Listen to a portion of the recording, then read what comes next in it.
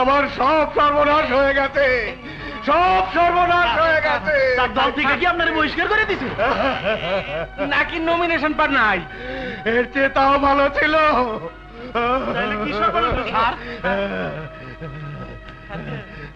ঘটনা ঘটলো রাতে,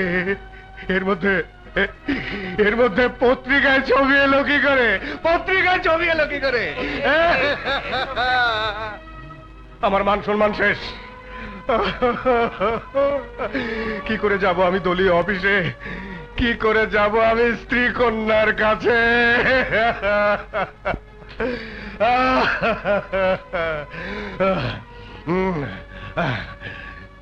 কে দেবে আমাকে ভোট? কেমনে হব আমি এমপি? যখনই পাওনাদার, ব্যাংক ম্যানেজার এরা জানতে পারবে আমি নির্বাচন করতে পারছি না, তখনই তো আমার কাছে এসে টাকা ফেরত চাইবে। কোত্থেকে আমি টাকা ফেরত দেব? কোত্থেকে আমি টাকা ফেরত দেব? এই তোরা কথা বলছিস না কেন? চুপ করে আছিস কেন? স্যার, আপাতত পরিস্থিতি ট্যাকেল দিতে হলে আমাদের এখান থেকে কেটে পড়াই ভালো স্যার।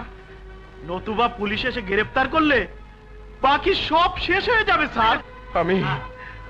আমি এই কলঙ্ক মাথায় নিয়ে কি করে স্ত্রী সন্তানদের সামনে যাব?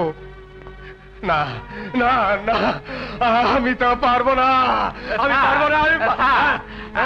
আপাতত ঢাকার বাসাটা উঠা জয়দেবপুরে বাগানবাড়িতে গিয়ে উঠবো, তারপরে অবস্থা বুঝে ব্যবস্থা নিব।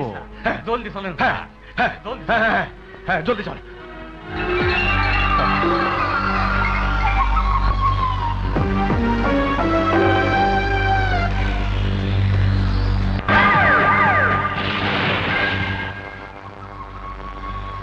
এই তুই যা। নুরা, তুমি কি সত্যি বলছো তোমার সাহেব এই কাজের সাথে জড়িত নয়? ভাবি সাহেবা, আমার মরা বাপ মার কসম খায় কইতাছি, আমগো সাহেব ষড়যন্ত্রের শিকার। সারের মতো লোকে কাম করবারই পারে না। তাহলে কি তুমি কাউকে সন্দেহ করছো? উত্তর দিচ্ছ না কেন? তুমি যদি সত্য ঘটনা খুলে না বলো তাহলে আমি মনে করব তুমি নিজে ওই ষড়যন্ত্রের সাথে জড়িত ছিলে। ভাবি সাহেব, আপনি আমরা যা খুশি তা কইতে পারেন, তো এই অপবাদ দিয়েন না। আমি যা নুন খাই তার গুণ গাই। তাহলে সত্য ঘটনা খুলে বলো।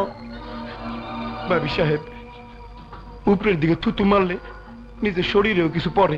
তাহলে কি তুমি নিজেই? না ভাবি সাহেব, না, আমি নিজে না, আমার শ্বশুর। মানে মালিক মাস্টার? আপনি তো জানুন তিনি এলাকায় খুব জনপ্রিয়। তারপর আমি তার মাইয়ারে বিয়ে করছি। সব ক্ষমতা এখন তার হাতের মুঠায়। যে কোনো দল তার নমিনেশন দিলে উনি এমপি নিশ্চিত। নুরা, তুমি বোধহয় জানো না আমি কার মেয়ে। আমি হলাম ডেপুটি স্পিকার এবাদত চৌধুরীর মেয়ে। আমার হাজবেন্ড এই পরাজয় মেনে নিলেও আমি তা কোনোভাবেই মেনে নেব না। খুশি হইলাম, খুব খুশি হইলাম। আমারও প্রতিজ্ঞা, ওই মাস্টার এবার আমি রাজনীতি শিখাই দিব।